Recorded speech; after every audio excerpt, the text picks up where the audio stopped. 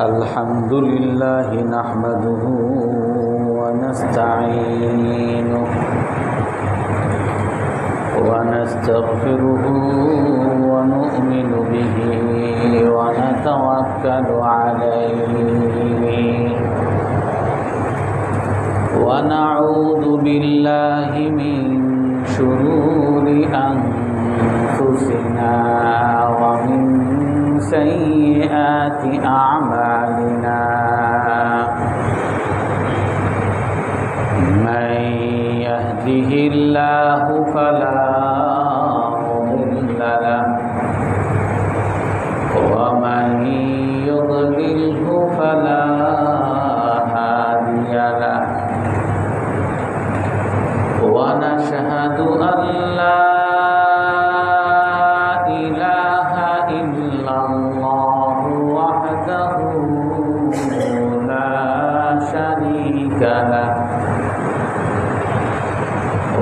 ونشهد أن سيدنا ومولانا محمدا عبده ورسوله أرسله بالحق بشيرا ونذيرا بين يدي الساعة يطع الله ورسوله فقد رشد واهتدى ومن يعصهما فقد ضل وغوى أما بعد فأعوذ بالله من الشيطان بسم الله الرحمن الرحيم ربنا وجعلنا مسلمين لك ومن ذريتنا أمة مسلمة لك وأرنا مناسكنا وتب علينا إنك أنت التواب الرحيم ربنا وابعث فيهم رسولا منهم يتلو عليهم آياتك ويعلمهم الكتاب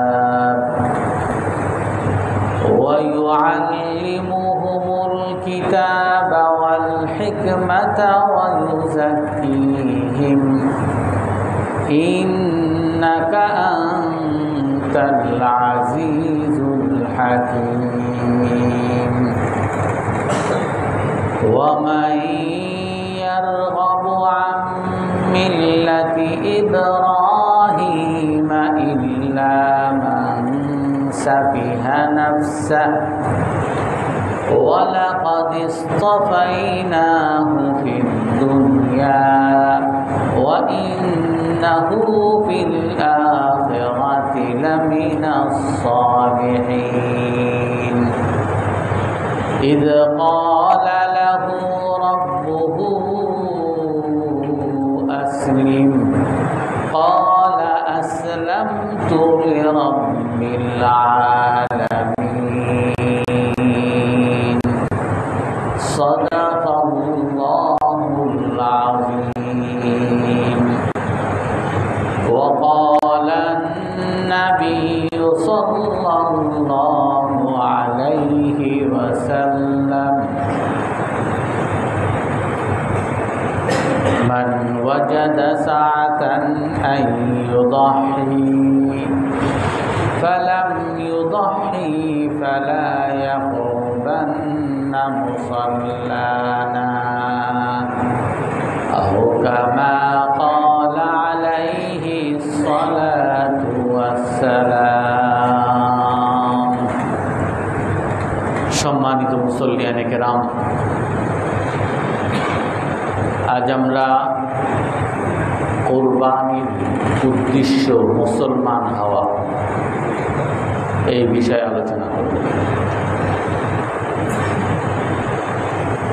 কোরবানির অন্যতম উদ্দেশ্য হল হযরত ইব্রাহিম আলাইহিস সালামের অনুসরণ। আর হযরত ইব্রাহিম আলাইহিস সালাম এই কোরবানির প্রচলন করেছেন, তার থেকেই কোরবানির প্রচলন হয়েছে। আর ইব্রাহিম আলাইহিস সালাম যে কোরবানি করেছেন, আমাদের মতো পশু কোরবানি করেন নাই। উনি ওনার নিজের আদরের সন্তান, 88 বছরে জন্ম নেওয়া, অনেক আকাঙ্ক্ষিত, অনেক স্বপ্ন দেখা এক সন্তান হযরত ইসমাঈল আলাইহিস সালাম, তাকে নিজ হাতে কোরবানি করার জন্য ব্রত হওয়ার একটা নিদর্শন। ইব্রাহিম আলাইহিস সালাম নিজের সন্তানকে যে কোরবানি করার জন্য যে উদ্যত হয়েছেন, ইচ্ছা প্রকাশ করছেন, এটা হলো আল্লাহ তাআলার সামনে নিজের আত্মসমর্পণের জন্য। নিজেকে পুরোপুরি বিলিয়ে দিছেন, এটাই তার প্রমাণ। কোরবানি হলো নিজেকে পুরোপুরি বিলিয়ে দেওয়ার প্রমাণ। নিজের শরীরকে, নিজের অন্তরকে, নিজের জীবনকে আল্লাহর জন্য সমর্পণ করা, আল্লাহর জন্য আত্মসমর্পণ করা, এটাই হলো কোরবানি। আল্লাহ তাআলা কোরআনে কারীমের মধ্যে বলেন, কুল ইন্না সলাতি ওয়া নুসুকি ওয়া মাহইয়ায়া ওয়া মামাতি লিল্লাহি রাব্বিল আলামিন। হে রাসূল, আপনি বলে দেন, নিশ্চয়ই আমার নামাজ, আমার কোরবানি, আমার সমস্ত ভালো আমল, আমার জীবন, আমার মরণ, সব আমি আল্লাহর জন্য আত্মসমর্পণ করে দিয়েছি। লা শারীকা লাহু ওয়া বিযালিকা উমিরতু ওয়া আনা আউয়ালুল মুসলিমিন। আল্লাহ তাআলার সাথে কারো কোনো অংশীদারিত্ব নাই। আল্লাহ তাআলা একক ক্ষমতার মালিক, আর আমি আল্লাহর সামনে সর্বপ্রথম আত্মসমর্পণকারী। এটাই হলো ইসলাম। আল্লাহর সামনে সর্বপ্রথম আত্মসমর্পণকারী। রাসূলুল্লাহ সাল্লাল্লাহু আলাইহি ওয়াসাল্লামকে আল্লাহ তাআলা আদেশ করেন, আপনি সর্বপ্রথম আল্লাহর সামনে আত্মসমর্পণকারী হন। কেউ মানুক না মানুক, কেউ সন্দেহ প্রকাশ করুক আর না করুক, কেউ সুবিধা দেখুক আর না দেখুক, আমি আল্লাহকে মানব। আমি আল্লাহর সামনে মাথা নত করব। আমি আল্লাহর সামনে মাথা অবনত করে মাটির মধ্যে লাগিয়ে দিব। আল্লাহর কোনো ধরনের আদেশের বরখেলাপ আমার দ্বারা হবে না। এটাই হলো কোরবানি। ওলামায়ে কেরাম এই জন্য ইসলাম কাকে বলে, এর নামই হলো মুসলমান, এর নামই হলো ইসলাম। ইসলামের অর্থ কি? ইসলাম কাকে বলে? ইসলাম হলো শাব্দিক অর্থ আত্মসমর্পণ করা, আর এর পারিভাষিক অর্থ হলো আল ইনকিয়াদু লিল্লাহি। আল ইসলামু হুয়াল ইস্তিসলামু লিল্লাহি বিত্তাওহীদ। যে আল্লাহকে, আল্লাহর সামনে নিজেকে বিলিয়ে দেওয়া। আল্লাহ একক, আল্লাহর তাওহীদের সামনে আল্লাহর ক্ষমতার সাথে কারো কোনো ক্ষমতার অংশীদারিত্ব হতে পারে না। আল্লাহ তাআলার সমকক্ষ কেউ হতে পারে না। সারা পৃথিবীর পরিচালনা, সারা পৃথিবীর সৃষ্টি, আমাকে আপনাকে, ছোট শিশু, ছোট কীট পতঙ্গ, সব কিছুর সৃষ্টিকর্তা, সব কিছুকে পরিচালনাকারী, সব কিছুকে শাসনকারী, সব কিছুর জীবন মরণ দেখাশোনাকারী হলেন একমাত্র আল্লাহ তাআলা। আল্লাহর সামনে তাওহীদের সাথে আত্মসমর্পণ করা। ওয়াল ইনকিয়াদু বিত্তাআতি লিল্লাহ। একটা হলো আল্লাহকে এককভাবে তার সামনে মাথা নত করা, আর 2 নাম্বার কি? ইসলাম কাকে বলে? 2 নাম্বার হলো আল্লাহর সামনে আনুগত্য করা, আল্লাহ যা বলেন তাই মানা, বুঝি আর না বুঝি, কেউ করুক আর না করুক, আল্লাহকে মানুক আর না মানুক, আল্লাহর সামনে আনুগত্য করা। আর 3 নাম্বার হলো ওয়াল বারাআতু মিনাশ শিরকি ওয়া আহলিহি, দায় মুক্ত হওয়া শিরিক থেকে, মুশরিক থেকে, শিরিক আর মুশরিক থেকে দায় মুক্ত হওয়া। অনেক সময় আমাদের মধ্যে এই জিনিসটা খুবই বেশি, অধিকাংশ মানুষের মধ্যেই পাওয়া যাবে। সেটা হলো যে আমি মুসলমান, আমি মুমিন, আমি রাসূলুল্লাহ সাল্লাল্লাহু আলাইহি ওয়াসাল্লামের শেষ নবীর উম্মত, আমি মুসলমান, বাস যথেষ্ট। আমি মুসলমান, আমি যেমন আল্লাহকে মানি, হিন্দু আল্লাহকে মানে, খ্রিস্টানও সে তার ধর্ম মানে, ইহুদিও তার ধর্ম মানে।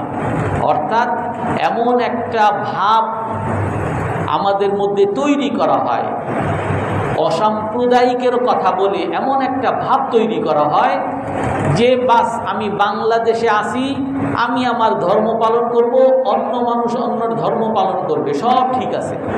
নাউযুবিল্লাহি মিন যালিক। এটা কখনো ইসলাম না। ইসলাম হলো আল্লাহ তাআলা কোরআনে কারীমের মধ্যে বলেন, লা ইকরাহা ফিদ-দীনি ক্বাদ তাবায়্যানার রুশদু মিনাল গাই ফামান ইয়াকফুর বিত-তাগুতি ওয়া ইউমিন বিল্লাহি ফাকাদ ইসতামসাকা বিল উরওয়াতিল উসকা লা ইনফিসামা লাহা ওয়াল্লাহু সামিউন আলীম। আল্লাহ তাআলা বলেন, ইসলামের মধ্যে কোনো জোরাজুরি নাই। ইসলামকে কবুল করার জন্য কাউকে বাধ্য করা যাবে না। ইসলামকে মানার জন্য, ইসলামে দাখিল হওয়ার জন্য, মুমিন হওয়ার জন্য অন্য কোনো ধর্মের উপরে বাড়াবাড়ি করা যাবে না। ফামান ইয়াকফুর বিত-তাগুত, কিন্তু যারা ইসলামে প্রবেশ করবে তাকে ওয়া ইউমিন বিল্লাহি ফাকাদ ইসতামসাকা বিল উরওয়াতিল উসকা, যারা ইসলামে প্রবেশ করবে তারা কারা? আল্লাহ তাআলা এই আয়াতের মধ্যে বলেন। এই আয়াতের প্রথম অংশ দিয়ে অনেকেই বিভ্রান্তি ছড়ায়, ইসলামে কোনো বাড়াবাড়ি নাই, ইসলামে বাড়াবাড়ি নাই, জোরাজুরি নাই। এর অর্থ হলো আমি নামাজ পড়লাম আর না পড়লাম কেউ আমাকে কিছু বলবে না, কেউ যাকাত দিল আর না দিল কেউ কিছু বলবে না, কেউ আল্লাহকে গালি দিল, রসুলকে গালি দিল আর কেউ মানলো, কেউ কিছু বলার অধিকার নাই। এটার নাম, এটা হলো বিভ্রান্তি। ইসলামের মধ্যে যে জোরাজুরি নাই, ইসলামের মধ্যে যে বাধ্য করা নাই, এটা হলো শুধুমাত্র ইসলামে দাখিল হওয়ার ক্ষেত্রে। কোনো হিন্দুকে বলা যাবে না তুমি মুসলমান হও, না হলে তোমাকে হত্যা করব। কোনো খ্রিস্টানকে বলা যাবে না তুমি মুসলমান হও, না হলে তোমাকে গুলি করব। কোনো ইহুদিকে বলা যাবে না তুমি মুসলমান হও, না হলে তোমাকে গুলি করব। এর অর্থ এই না যে আপনি মুসলমান হইছেন, মুসলমান হওয়ার পরে আপনি রসুলকে গালিগালাজ করবেন। আপনি মুসলমান হইছেন, মুসলমান হওয়ার পরে আপনি নামাজকে গালিগালাজ করবেন, কোরবানিকে গালিগালাজ করবেন, যাকাতকে গালিগালাজ করবেন, রসুলের সুন্নতগুলোকে গালিগালাজ করবেন। এর অর্থ এই না। আপনি ইসলামে দাখিল হওয়ার শর্তই হলো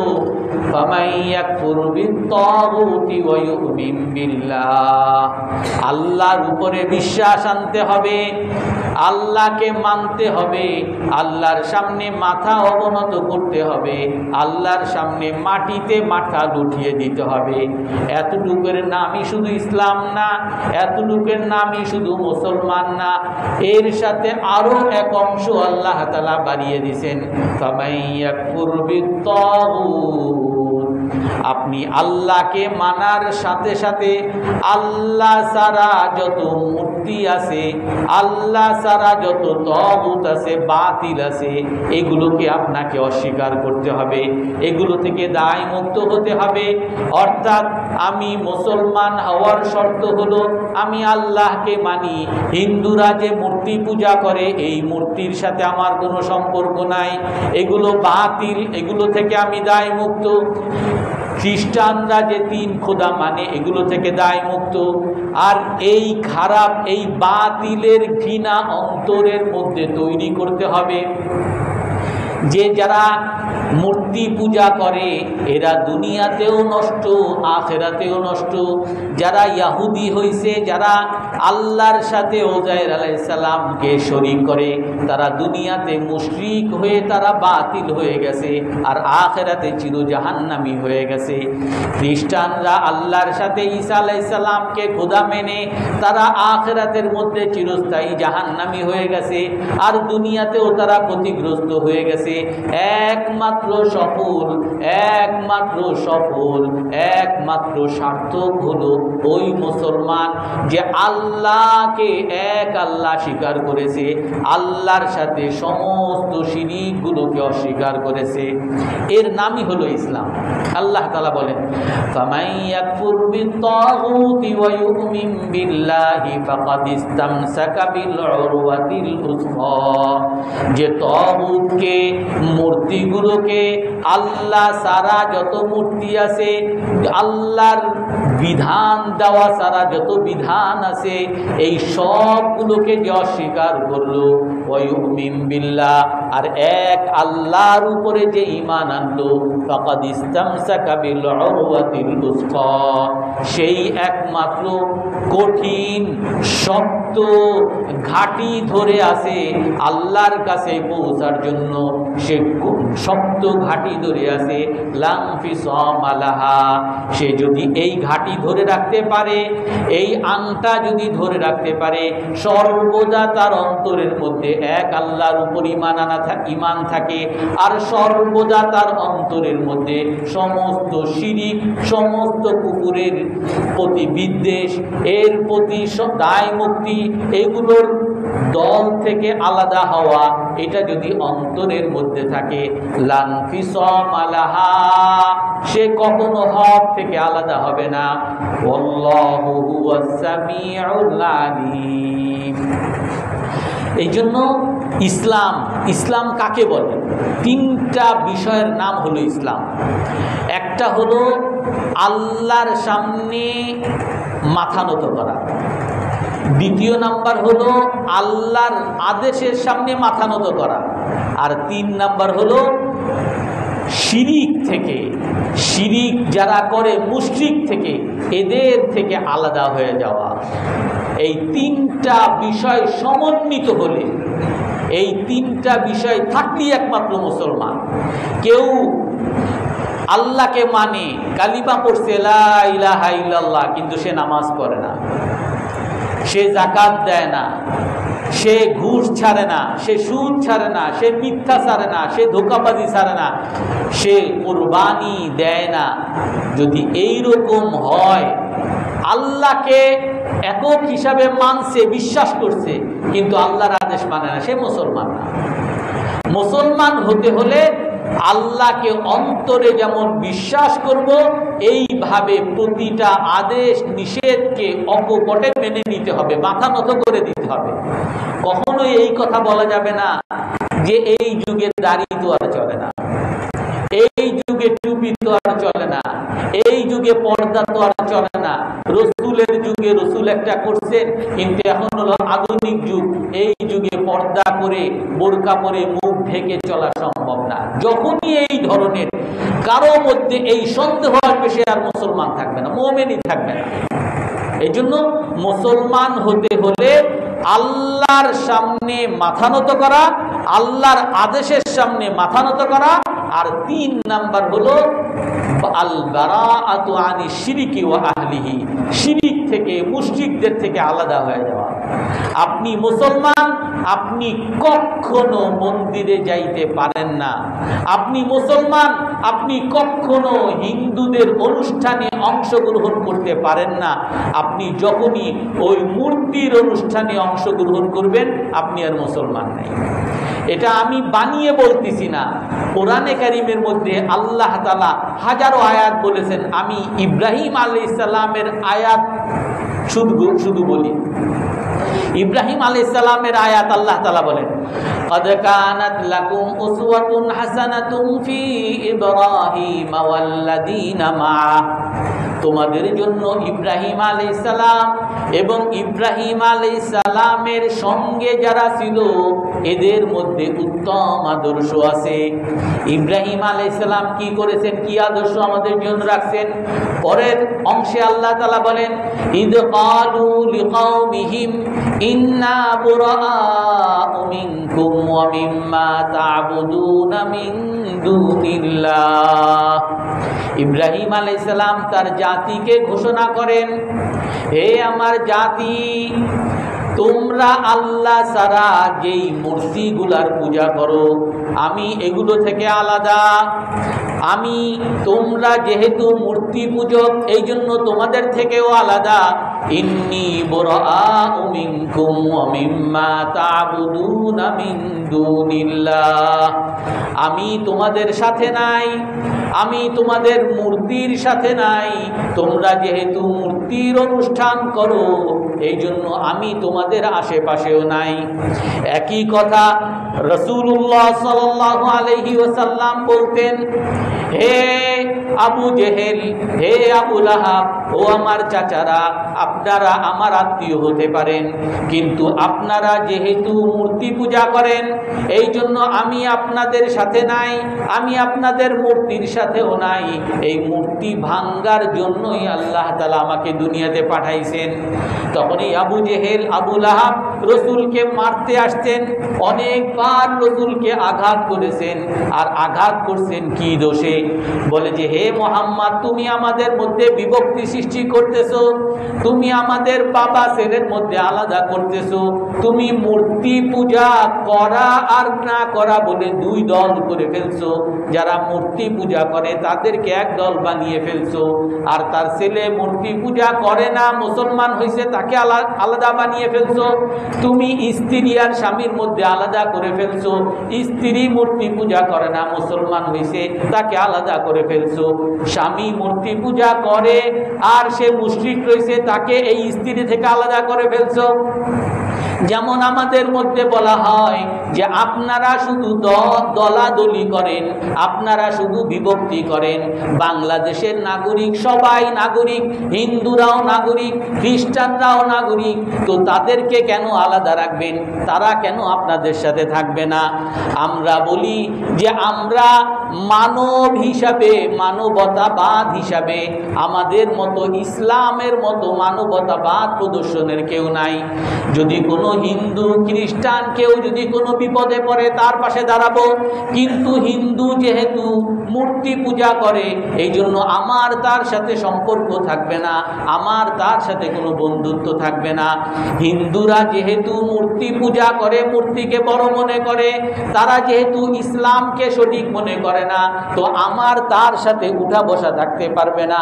তবে মানবতাবাদ যদি দেখাতে হয় সেটা আমরা দেখাবো। আপনি শুধু এইটা না, উল্টায় যান। আপনি যারা হিন্দু তাদেরকে বলেন যে তোমরা এত বড় ধর্ম, যার যার উৎসব সবার, তোমাদের উৎসবে আমাদেরকে ডাকো, আমাদের ধর্ম বাদ দিয়ে, আমাদের কোরবানির ধর্ম এটা আমাদের উৎসব, আসো তোমরা একসাথে আমরা উৎসব করি, আসো আমাদের মসজিদে জুমার দিনে উৎসব করি। দেখেন তারা আসে কিনা। বরং আমাদের মধ্যে মুসলমান কিছু আছে যারা নাস্তিক হয়ে যায়, নাস্তিকতার দিকে ডাকে।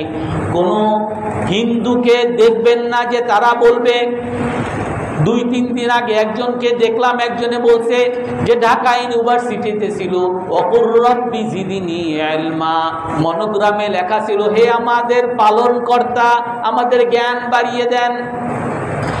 আমাদের পালনকর্তা এটা নাকি সাম্প্রদায়িকতার লক্ষণ, এই জন্য এটাকে বাদ দিয়ে দিছে। উনি বলেন যে আজকে পৃথিবীতে আপনারা দেখেন যত হিন্দু ধর্ম আছে, যত খ্রিস্ট ধর্ম আছে, সবাই আল্লাহকে পালনকর্তা মানে। হিন্দুরাও আল্লাহকে পালনকর্তা সৃষ্টিকর্তা মানে, খ্রিস্টানরাও আল্লাহকে পালনকর্তা সৃষ্টিকর্তা মানে।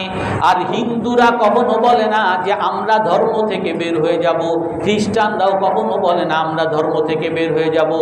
বরং কালকে একটা ইসে দেখলাম, এক জায়গায় লেখা দেখলাম যে পুরো ইউরোপ খ্রিস্টান ছাড়া, খ্রিস্ট ধর্ম ছাড়া অন্য কোনো ধর্ম যাতে না থাকতে পারে এই জন্য ইয়াহুদিদেরকে ইউরোপ থেকে বের করে দিয়ে তাদেরকে মধ্যপ্রাচ্যে ইসরায়েলে তাদেরকে জায়গা করে দিয়েছেন।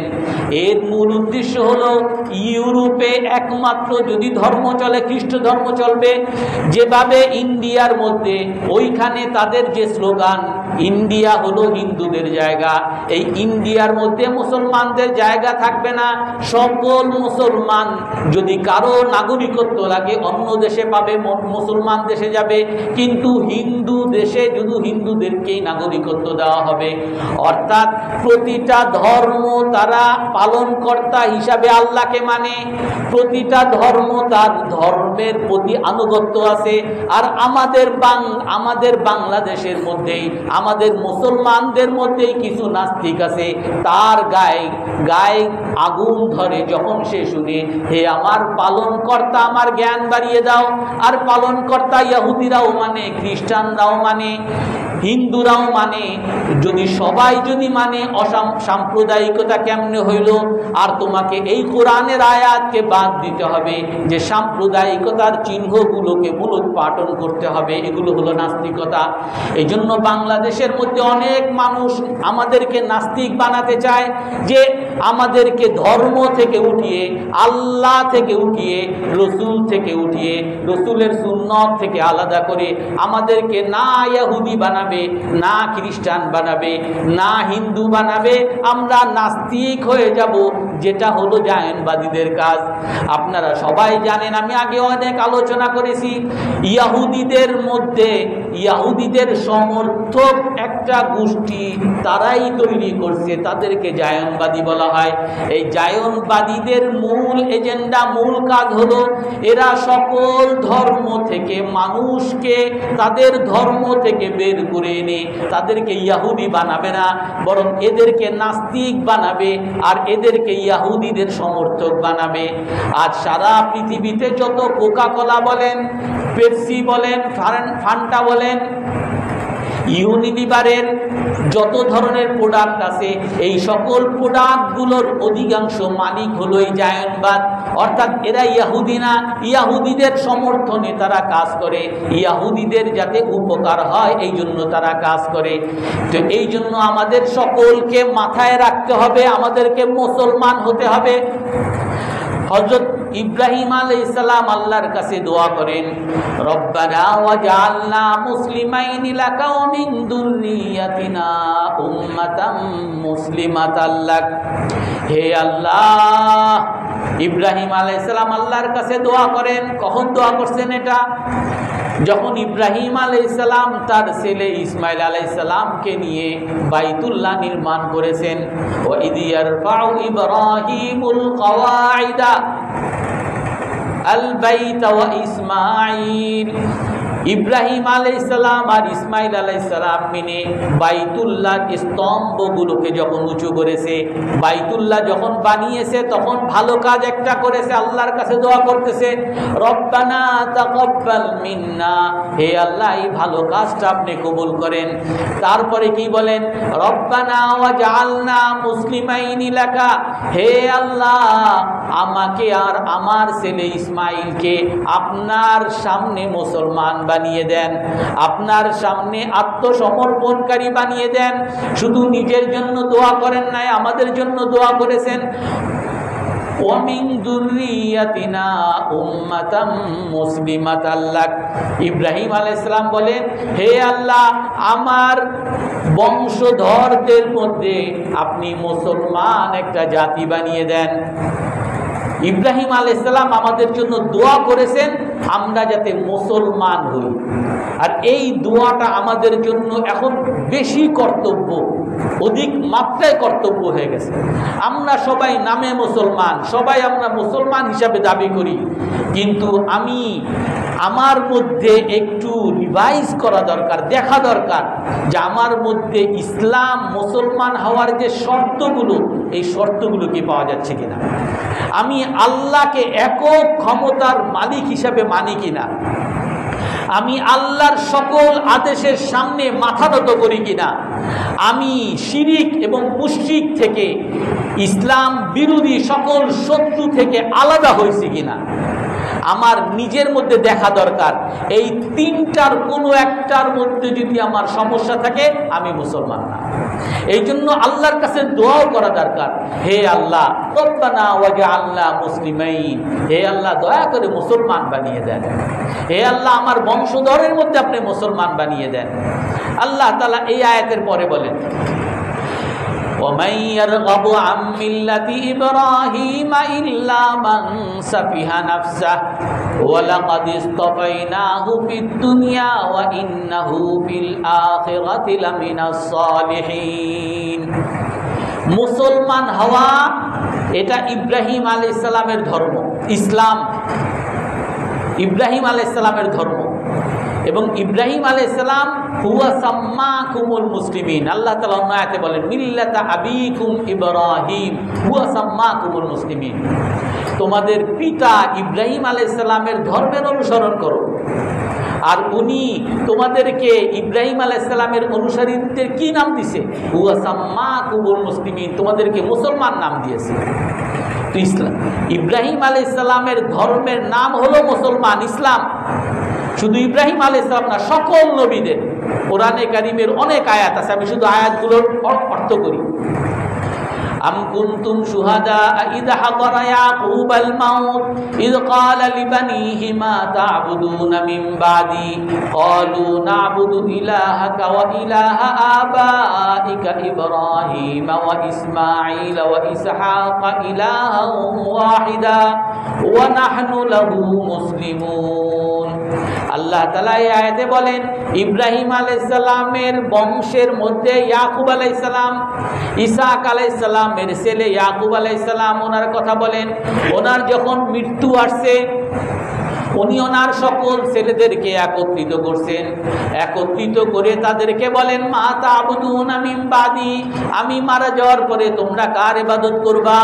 তার ছেলে পেলেরা সব এক হয়ে বলে না'বুদু ইলাহাক, আমরা আপনার আল্লাহর ইবাদত করব, ওয়া ইলাহা আবাইনা, আমাদের বাপ দাদার যে আল্লাহ মাবুদ, আল্লাহ তার ইবাদত করব, আমাদের বাপ দাদাকে ইব্রাহিম ওয়া ইসমাঈল ওয়া ইসহাক ইলাহা ওয়াহিদা, ইব্রাহিম আলাইহিস সালামের আল্লাহ এক আল্লাহ, ইসমাঈল আলাইহিস সালামের আল্লাহ, ইসহাক আলাইহিস সালামের আল্লাহ, তার আমরা ইবাদত করব।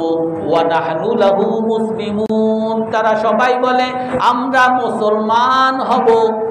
এটা ইয়াকুব আলাইহিস সালাম। ইয়াকুব আলাইহিস সালামের পরের সন্তান ইউসুফ আলাইহিস সালাম আল্লাহর কাছে বলেন রব্বি তাওফাইতানি মুসলিমান ওয়া আলহিকনি বিস-সালিহিন, হে আল্লাহ, ইউসুফ আলাইহিস সালাম আল্লাহর কাছে দোয়া করেন, হে আল্লাহ আমাকে মুসলমান হিসাবে জীবন দান করেন, মুসলমান হিসাবে আমাকে মরণ দান করেন, আমাকে ভালো মানুষদের সাথে সংযুক্ত করে দেন।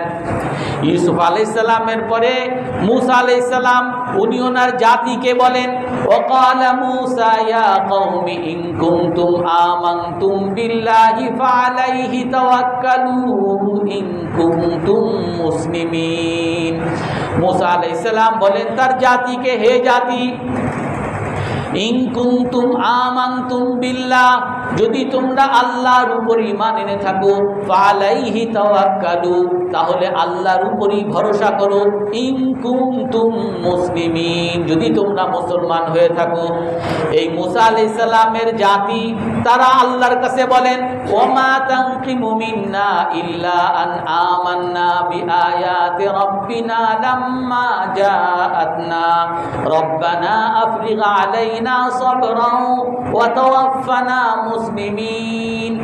মুসা আলাইহিস সালামের উম্মত, মুসা আলাইহিস সালামের সাহাবী সঙ্গী 300 জাদুকর, তারা যখন মুসলমান হয়ে যায় তখন তাদেরকে উদ্দেশ্য করে ফেরাউন বলে লাউকাত্তিআন্না আইদিয়াকুম, আমি তোমাদের হাতগুলোকে টুকরা টুকরা করব, ও আরজুলাকুম, তোমাদের পাগুলোকে কেটে কেটে টুকরা করব, ওয়ালা উসাল্লিবান্নাকুম ফি জুযুইন নাখল, তোমাদেরকে শুলিতে চড়িয়ে দিব, তোমাদেরকে গাছের উপরে শুলিতে চড়িয়ে দিব, তোমাদেরকে ধরে ধরে হত্যা করব।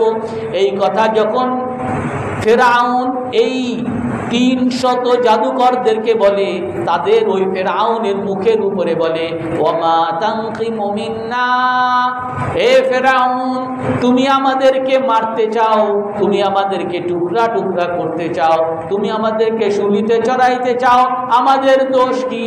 আমাদের দোষ হলো এটাই, আমান্না বিআয়াতি রাব্বিনা, আমরা আল্লাহর উপরে ঈমান এনেছি, লাম্মা জাআতনা, তোমাদের যা ইচ্ছা তাই করো।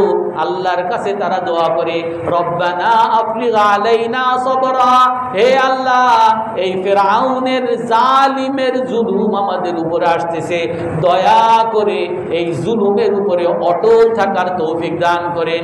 এই জুলুমে পড়ে এর রক্ত, এর মারামারি, এর কাটাকাটিতে পড়ে আমরা যাতে হক থেকে বিচ্যুত না হই, আমরা যাতে আপনার পথ থেকে বিচ্যুত না হই।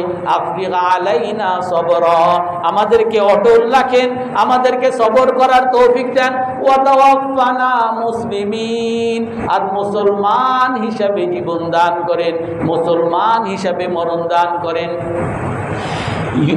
হযরত সুলাইমান আলাইহিস সালাতু ওয়াস সালাম তারপরের নবী, উনি যখন বিলকিসকে দাওয়াত দেন, আল্লাহ তাআলু আলাইয়া ওয়া আতুনি মুসলিমিন, ইন্নাহু মিন সুলাইমান ওয়া ইন্নাহু বিসমিল্লাহির রহমানির রহিম। হুদহুদ চিঠি নিয়ে যায়, সেই চিঠির মধ্যে হযরত সুলাইমান আলাইহিস সালাম লিখে দিয়েছেন, এটা হলো সুলাইমান নবীর পক্ষ থেকে আল্লাহর নামে বলা হচ্ছে, আল্লাহ তাআলু, আমার উপরে অহংকার করবে না, বাড়াবাড়ি করবে না, ও আতুনি মুসলিমিন, তুমি মুসলমান হয়ে আমার কাছে ফিরে আসো। বিলকিস তখন প্রথমে মুসলমান হতে চায় নাই, তার দলবল বিভিন্নভাবে তাকে বিভ্রান্ত করতে চাইছে। সর্বশেষে সে যখন সুলাইমান আলাইহিস সালামের কাছে আসে, আর এসে দেখে তার সিংহাসন সুলাইমান আলাইহিস সালামের দরবারে, সেই সময় সেই বিলকিস বলতে বাধ্য হয়েছে, ক্বালাত রব্বি ইন্নী যালামতু নাফসি ওয়া আসলামতু মা সুলাইমান লিল্লাহি রাব্বিল আলামিন।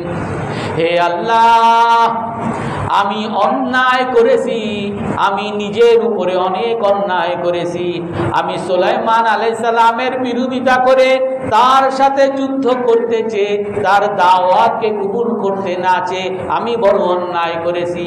ও আসলামতু মা সুলাইমান, এখন আমি সুলাইমান আলাইহিস সালামের সাথে আমি মুসলমান হয়ে গেলাম। লিল্লাহি রাব্বিল আলামিন, উভয় জগতের পালনকর্তা আল্লাহর সমস্ত আদেশ পালন করার জন্য তৈরি হয়ে গেলাম। আর আমাদেরকে কি বলছেন আল্লাহ তাআলা? আমাদের উদ্দেশ্যে আল্লাহ তাআলা বলেন, ওয়ামান আহসানু কাওলাম মিম্মান দা ইলাল্লাহ ওয়া আমিলা সালিহা ওয়া ক্বালা ইন্নানী মিনাল মুসলিমিন। ওই ব্যক্তির চেয়ে কার কথা ভালো হইতে পারে যে আল্লাহর দিকে মানুষকে ডাকে, যে নিজেও ভালো কাজ করে, আল্লাহকে মানে, আল্লাহর আদেশের সামনে সারেন্ডার করে, এবং সে গর্ব সহকারে বলে, ওয়াকালা ইন্নানী মিনাল মুসলিমিন, আমি একজন মুসলমান, আমি মুসলমানদের অন্তর্ভুক্ত। এটা হলো আমাদের উপর আদেশ, আল্লাহ তাআলার সামনে মুসলমান হওয়া, আত্মসমর্পণ করা, গর্ব সহকারে বলতে বলছেন। আল্লাহ তাআলা যে আয়াতটা বলেছে, সেই আয়াতে আল্লাহ তাআলা কি বলেন? ওমাই ইয়ারগাবু আম মিল্লাতি ইব্রাহিম ইল্লা মান সাফিহা নাফসা। ইব্রাহিম আলাইহিস সালামের এই ধর্ম, ইসলাম থেকে বিমুখ কে হতে পারে? আল্লাহ তাআলা বলেন, আল্লাহর ভাষায় এরকম, ইব্রাহিম আলাইহিস সালামের যে ধর্ম, ইসলাম, মুসলমান, এইটা থেকে বিমুখ কে হতে পারে? একমাত্র সেই ইসলাম থেকে বিমুখ হতে পারে ইল্লা মান সাফিহা নাফসা, যে নিজের মনকে নির্বোধ বানিয়ে ফেলছে, নিজের মনকে ব্যাকুল বানিয়ে ফেলছে, নিজের মনকে বোকা বানিয়ে ফেলছে। যে একমাত্র বোকা, বোকা ছাড়া কেউ ইসলাম থেকে বিমুখ হতে পারে না। আমাদের এই আয়াতটা বড় ভালো করে নিজেদের মধ্যে গাঁথা দরকার। আজ যত ধরনের ইসলাম বিরোধী কাজ আমাদের মুসলমানের মধ্যে করা হয় এবং করার স্লোগান দেওয়া হয়, এর পাশে কি স্লোগান? যে আমি অনেক চালাক, আমি হাফ প্যান্ট পরি, আমি হলাম এলাকার মধ্যে সবচেয়ে বেশি মডার্ন, আমি হলাম আধুনিক।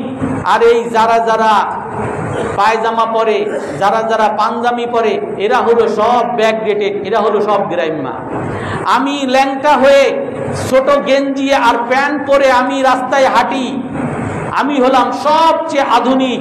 আর এই যারা বোরকা পরে, যারা মুখ ঢেকে চলে, এরা হলো গ্রাম্যা। আমি আমার দাড়ি টাড়ি সব কেটে আমি যত ফ্যাশন করতে পারি, কত ট্যাটু করে, এখন চুলের যে ভঙ্গি করে, আমি হলাম মডার্ন। আর এরা হলো সব বোকা। মসজিদে যারা নামাজ পড়ে এরা হলো বোকা, এরা হলো ব্যাকডেটেড, এরা হলো পুরান আমলের মানুষ, এরা কিচ্ছু বুঝে না, এরা আধুনিকতা বলতে কিছু বুঝে না।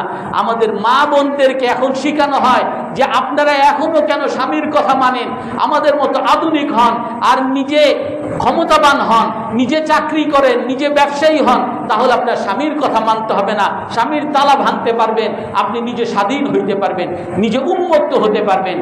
সে এই যতগুলো ইসলাম বিরোধী, ইমান বিরোধী যত দাওয়াত দেওয়া হয়, এর অন্যতম একটা স্লোগান হলো যে আমি চালাক, আর এরা হলো সব বোকা, আমি অনেক মডার্ন, এরা হলো সব ব্যাকডেটেড। আর আল্লাহ তাআলা কোরআনে কারীমের মধ্যে বলেন, ওমাই ইয়ারগাবু আন মিল্লাতি ইব্রাহিম ইল্লা মান সাফিহা নাফসা।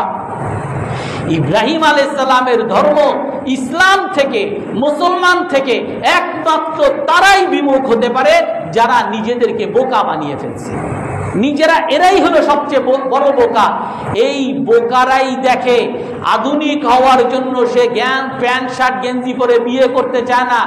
তার 10টা প্রেমিক 10টা প্রেমিকা, 2 দিন পরে এই প্রেমিক প্রেমিকাই তার সাথে চিট করে, তাকে বিশ্বাসঘাতকতা করে, তারপরে তারা আফসোস করতে থাকে কি করলাম কি করলাম, জীবনটাই শেষ করে দিলাম। এই সমস্ত ছেলেরা, এই সমস্ত যুবকরা, তারা বলে সবাই মদ খায়, সবাই সিগারেট খায়, আমিও মদ খাই সিগারেট, বিরাট আধুনিক। আর এই মদ খেতে খেতে যখন মাদকাসক্ত হয়ে যায়, চাকরি করতে পারে না, ব্যবসা করতে পারে না, একটা অকেজো অকর্মা একটা মানুষ হয়ে যায়, সমাজে দূর দূর করে যখন এদেরকে তাড়িয়ে দেওয়া হয়, তখন এরাই তখন বলে আমরা জীবনটা ব্যর্থ করে দিলাম। এই সকল মাস্তানরা, এই সকল রাহাজানিরা, এই সকল সন্ত্রাসীরা, যারা বীর দর্পে চলে, যারা সবার কাছে চাঁদা নিয়ে চলে, যারা সবার উপরে সন্ত্রাস করে চলে, এদেরকেই যখন তার এন্ট্রি গ্রুপ তাকে হামলা করে রাস্তার ধারে তাকে যখন রক্তাক্ত করে ফেলে যায়, তাকে যখন আহত করে ফেলে যায়, তাকে যখন রাস্তার পাশে মেরে ফেলে যায়, তাকে যখন দুর্নীতিবাজ হিসাবে তাকে জেলখানায় পাঠিয়ে দেওয়া হয়, তাকে মামলার পরে মামলা দিয়ে তাকে দুর্নীতিবাজ বলে সাব্যস্ত করা হয়, তখন তারা আফসোস করে, আহা কি করলাম কি করলাম। ওই আফসোস করে, এমন সময় আফসোস করে যেই সময় আফসোস করলে আর কোনো লাভ হবে না। আর এটাই আল্লাহ তাআলা বলেন, ওমাই ইয়ারগাবু আন মিল্লাতি ইব্রাহিমা ইল্লা মান সাফিহা নাফসা। দুনিয়া ইব্রাহিম আলাইহিস সালামের ধর্ম, ইসলাম থেকে একমাত্র তারাই বিমুখ হতে পারে যারা নিজেদেরকে বোকা বানিয়ে ফেলছে। আমি এই বোকামির কথা তো দুনিয়ায় বললাম, আর আখিরাতে কি? আখিরাতে সকল মানুষ, হাদিসের মধ্যে আছে, আখিরাত তো আমাদের বিশ্বাস হয় না, এই কারণে এইগুলা বললেও মানুষ শুনতে চায় না। আখিরাতের মধ্যে মানুষ আফসোস করতে করতে তার আঙ্গুল কামড় দিতে আঙ্গুল খেয়ে ফেলবে, আফসোস করতে হাত খেয়ে ফেলবে, আফসোস করতে করতে রক্তাক্ত হয়ে যাবে, তারপরও তার আফসোস শেষ হবে না। আর কিসের আফসোস? হে আল্লাহ, কেন আপনাকে মানি নাই, কেন মুসলমান হই নাই, কেন রাসূলের সুন্নতকে মানি নাই। শুধু এটাই না, লাইসা ইয়াতাহাসসারু আহলুল জান্নাতি আলা সাআতিন ইল্লা মাররাত ফীহিম বিদুনি যিকরিল্লাহ। রাসূল বলেন, যারা জান্নাতে যাবে তাদেরও আফসোস থাকবে, তারাও আফসোস করবে। কিসের উপর আফসোস? ওই সময়টার জন্য আফসোস করবে যেই সময়টা তার আল্লাহর জিকির ছাড়া আলাদা হয়েছে, যেই সময়টা সে গান শুনে কাটিয়ে দিছে, যেই সময়টা সে হাসি ঠাট্টা করে মজা করে কাটিয়ে দিছে, গুনাহ হয়তো করে নাই, কিন্তু ওই সময়টা আল্লাহর জিকির করে নাই, এই সময়টার জন্য তার আফসোস হবে। এই জন্য একমাত্র চালাক, একমাত্র বুদ্ধিমান ওই ব্যক্তি, রাসূল বলেন আল কাইয়িসু মান দানা নাফসা, বুদ্ধিমান হলো ওই ব্যক্তি যে নিজেকে চিনলো, নিজের ভবিষ্যৎ দেখলো যে তোমার ভবিষ্যৎ কি। তুমি যত বড় লোক হও, তুমি যত লম্বা হও, ইন্নাকা লা তামশি ফিল আরদি মারহা ইন্নাকা লান তাখরিকাল আরদা ওয়া লান তাবলুগাল জিবালা তুলা। তুমি লম্বা হয়েছো, মনে করছো যে তুমি অনেক বাহাদুর, লম্বা কতটুকু হবা? পাহাড় পর্যন্ত লম্বা হইতে পারবা না। শক্তিবান কতটুকু হবা? তোমার এমন শক্তি কখনো হবে না যে তোমার পথের চলার পায়ের ধমনী দ্বারা তোমার নিচের মাটি ফেটে যাবে, এই শক্তি তোমার হবে না। তুমি যতই শক্তিশালী হও না কেন, তোমাকে এক সময় মৃত্যুর মুখে ঢলতেই হবে, তোমাকে মরতেই হবে। আর মরার পরে তোমার আসল তুমি কি করেছো কি করো নাই এইগুলার হিসাব নিকাশ পাই পাই করে চুকিয়ে দেওয়া হবে। কুল্লু নাফসিন যায়কাতুল মাউত, প্রতিটা মানুষকে মরতে হবে, এটাই হলো বাস্তবতা। আপনি যদি বুদ্ধিমান হতে চান, রাসূল বলেন বুদ্ধিমান হলো ওই ব্যক্তি যে নিজেকে চিনলো, আমার সুন্দর চেহারা যতই দেখি এক সময় আমি বুড়া হয়ে যাব, আমি যত বড়ই যুবক হই এক সময় আমি বৃদ্ধ হয়ে যাব, যত লম্বাই হই পাহাড় পরিমাণ আমি লম্বা হতে পারবো না, যত টাকা পয়সাই হোক আমি এক সময় এই টাকা পয়সা কিছুই খেতে পারবো না। আমি চোখে বসে বসে, হাজার হাজার মানুষ আছে বিছানায় শুয়ে থাকে আর তার অর্জন করা লাখ লাখ কোটি কোটি টাকা তার ছেলে মেয়েরা এভাবে রাস্তায় উড়িয়ে ফেলতেছে, তার কর্মচারীরা খেয়ে ফেলতেছে, সে একটা টাকা একটা পয়সা দিয়ে সে কোনো উপকার পাচ্ছে না।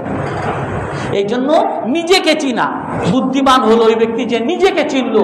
আর নিজেকে চিনা আপনার ভবিষ্যৎ, মৃত্যু অবধারিত, মৃত্যুর পরের জীবন, ওয়া আমিলা লিমা বাদাল মাউত। রাসূল বলেন বুদ্ধিমান হলো ওই ব্যক্তি যে মৃত্যুর পরের জীবনের জন্য আমল করছে।